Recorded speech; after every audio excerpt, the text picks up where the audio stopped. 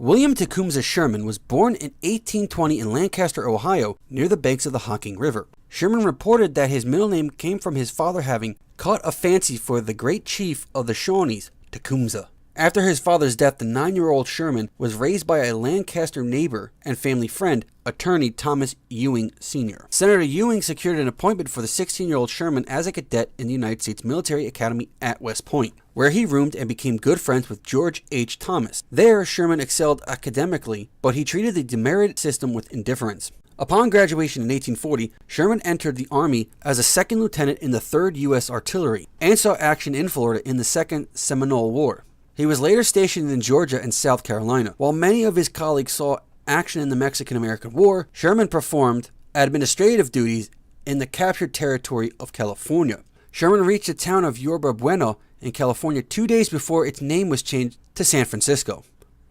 In 1848, Sherman accompanied the military governor of California, Colonel Richard Barnes Mason, in the inspection that officially confirmed that gold had been discovered in the region, thus inaugurating the California Gold Rush. Sherman assisted in surveys for the subdivisions of the town that would become Sacramento. Sherman earned a brevet promotion to captain for his meritorious service. In 1850, Sherman was promoted to the rank of captain and married his foster sister, Eleanor Boyle Ewing, in a Washington ceremony attended by President Zachary Taylor. Like her mother, Ellen Ewing Sherman was a devout Roman Catholic, and the Shermans' 8 children were reared in that faith. In 1853, Sherman resigned his captaincy and became manager of the San Francisco branch of the St. Louis-based bank Lucas, Turner & Co. Sherman's San Francisco branch closed in May 1857, and he relocated to New York on behalf of the same bank. When the bank failed during the financial panic of 1857, he closed the New York branch. Later in 1858, he moved to Leavenworth, Kansas, where he tried his hand at law practice and other ventures without much success. In 1859, Sherman accepted a job as the first superintendent of the Louisiana State Seminary of Learning and Military Academy in Pineville. He proved an effective and popular leader of that institution, which would later become Louisiana State University. Although Sherman was sympathetic to Southerners, he did oppose any attempt at dissolving the Union.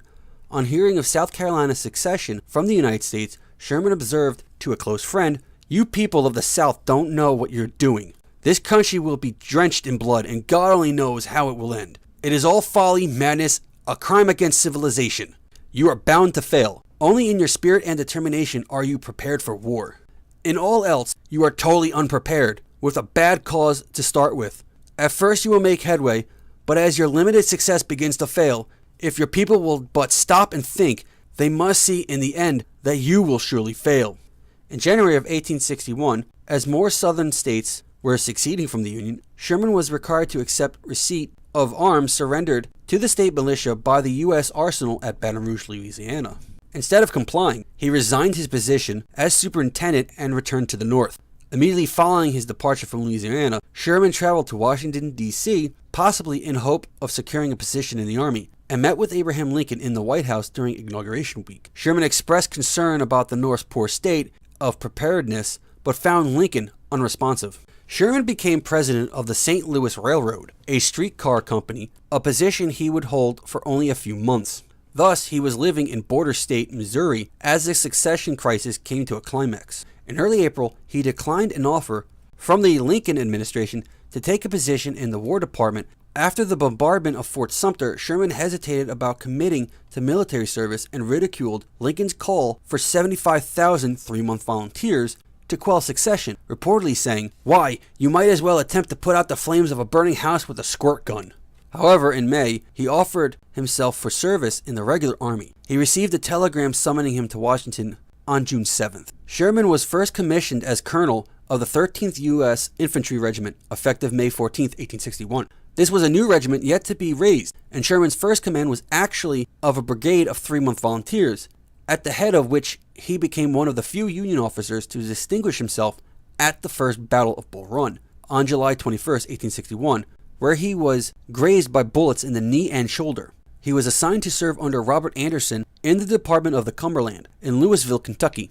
Having succeeded Anderson at Louisville, Sherman now had principal military responsibility for Kentucky. He became exceedingly pessimistic about the outlook of his command, and he complained frequently to Washington, D.C. about shortages while providing exaggerated estimates of the strength of the rebel forces. He was replaced and transferred to St. Louis, Missouri. Sherman got his wish to serve under Grant when he was assigned on March 1, 1862, to the Army of West Tennessee as commander of the 5th Division. His first major test under Grant was at the Battle of Shiloh. The massive Confederate attack on the morning of April 6, 1862, took most of the senior Union commanders by surprise. Sherman had dismissed the intelligence reports received from militia officers, refusing to believe that Confederate General Albert Sidney Johnston would leave his base at Corinth. He took no precautions beyond strengthening his picket line. At Shiloh, he may have wished to avoid appearing overly alarmed in order to escape the kind of criticism he had received in Kentucky. He had written to his wife that if he took more precautions, they'd call me crazy again. Despite being caught unprepared by the attack, Sherman rallied his division and conducted an orderly fighting retreat that helped avert a disastrous Union rout. Sherman proved instrumental to the successful Union counterattack on April 7, 1862. At Shiloh, Sherman was wounded twice, in the hand and shoulder, and had 3 horses shot out from underneath him. And after the battle, he was promoted to Major General of Volunteers, effective May 1, 1862. Beginning in late April, a Union force of 100,000 moved slowly against Corinth. In July, Sherman became the military governor of occupied Memphis.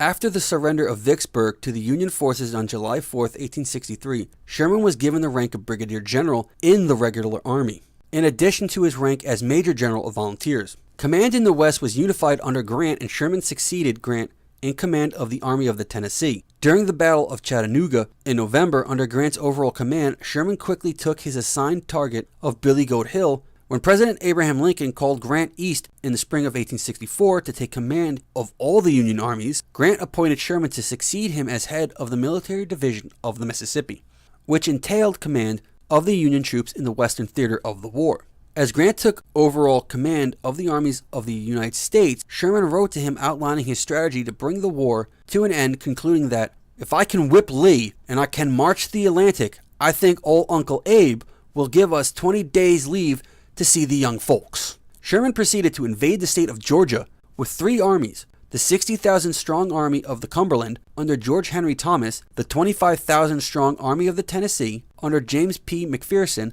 and the 13,000 strong Army of the Ohio under John M. Schofield. He fought a lengthy campaign of maneuver through mountainous terrain against Confederate General Joseph E. Johnston's Army of Tennessee. In July, the cautious Johnston was replaced by the more aggressive John Bell Hood, who played to Sherman's strength by challenging him to direct battles on open ground. During September and October, Sherman and Hood played cat and mouse in North Georgia and Alabama, as Hood threatened Sherman's communications to the north. Eventually, Sherman won approval from his superiors for a plan to cut loose from his communications and march south. Having advised Grant that he could make Georgia howl, Sherman began a march with 62,000 men to the port of Savannah, Georgia, living off the land and causing, by his own estimate, more than $100 million in property damage.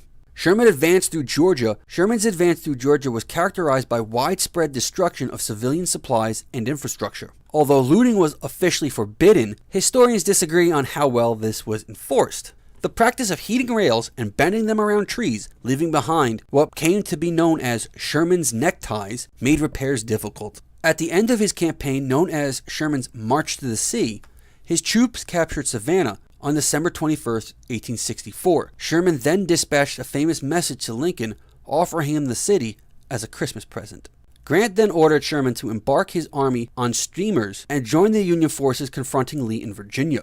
But Sherman instead persuaded Grant to allow him to march north through the Carolinas, destroying everything of military value along the way, as he had done in Georgia. He was particularly interested in targeting South Carolina, the first state to secede from the Union, because of the effect that it would have on Southern morale. His army proceeded north through South Carolina against light resistance from the troops of the Confederate General Joseph E. Johnston. Upon hearing that Sherman's men were advancing on corduroy roads through the Salkahauchee swamps at the rate of 12 miles per day, Johnston made up his mind that there had been no such army in existence since the days of Julius Caesar.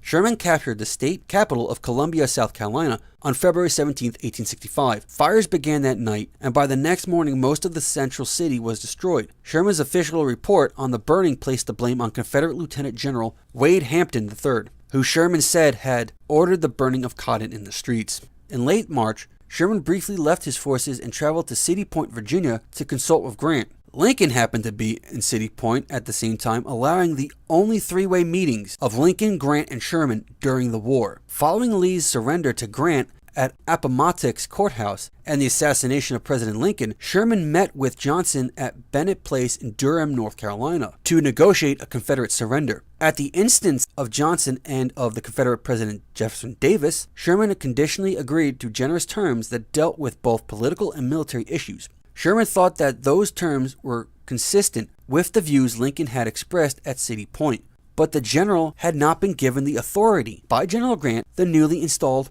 President Andrew Johnson, or the cabinet to offer those terms. In June 1865, General Sherman received his first post-war command, originally called the Military Division of the Mississippi, later the Military Division of Missouri. Sherman's effort in that position was focused on protecting the main wagon roads such as the Bozeman, Santa Fe, and Oregon trails. There was little large-scale military action taken against the tribes during the first 3 years of Sherman's tenure, as Sherman was willing to let the process of negotiations play out in order to buy time to procure more troops and allow the completion of the Union Pacific and Kansas Pacific railroads. During his time as departmental commander, Sherman was a member of the Indian Peace Commission. Though the commission was responsible for the negotiation of the Medicine Lodge Treaty and the Sioux Treaty of 1868, Sherman was called away to Washington during the negotiations of both. In one such instance, he was called to testify in the impeachment trial of President Andrew Johnson. When the Medicine Lodge Treaty was broken in 1868, Sherman authorized his subordinate in Missouri, Philip Sheridan, to conduct the winter campaign of 1868 to 69, where Sheridan used hard war tactics similar to those he and Sherman had employed in the American Civil War. On July 25, 1866, Congress created the rank of General of the Army for Grant and then promoted Sherman to Lieutenant General.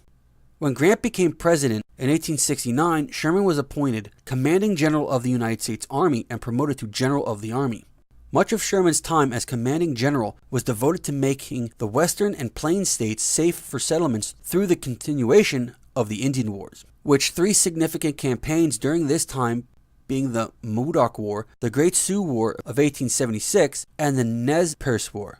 After General George Custer's defeat at the Battle of Little Bighorn, Sherman wrote that hostile savages like Sitting Bull and his band of outlaw Sioux must feel the superior power of the government. Despite his harsh treatment of the warring tribes, Sherman spoke out against the unfair way speculators and government agents treated the natives within the reservations. On June 19, 1876, Sherman delivered an address to the graduating class of the Michigan Military Academy, in which he may have uttered the famous phrase, "War is hell."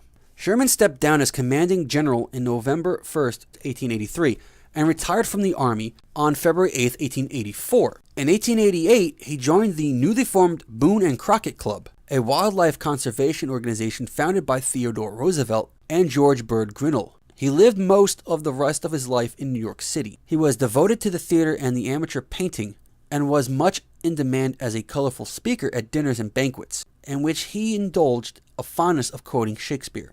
During this period, he stayed in contact with war veterans. Sherman was proposed as a Republican candidate for the presidential election of 1884, but declined as empathetically as possible, saying, "I will not accept if nominated and will not serve if elected." Such a rejection of a candidacy is now referred to as a Shermanesque statement. Sherman died in New York City at 1:50 p.m. on Saturday, the 14th of February, 1891. President Benjamin Harrison sent a telegram to General Sherman's family and ordered all national flags to be flown at half-mast. On the 19th of February, a funeral service was held at his home, followed by a military procession. General Joseph E. Johnston, the Confederate officer who had commanded the resistance to Sherman's troops in Georgia and the Carolinas, served as his pallbearer in New York City. The 20th century British military historian B.H. Lyndall Hart ranked Sherman as one of the most important strategists, along with Napoleon Bonaparte, T.E. Lawrence, and Erwin Rommel. Lytle Hart credited Sherman with mastery of maneuver warfare. Lytle Hart also stated that study of Sherman's campaigns had contributed significantly to his own theory of strategy and tactics in mechanized warfare, which had in turn influenced Heinz Guderian's doctrine of blitzkrieg and Rommel's use of tanks during the Second World War. Another World War II era student of Lyndall Hart's writings about Sherman was George S. Patton, who later carried out his plans in super Sherman style.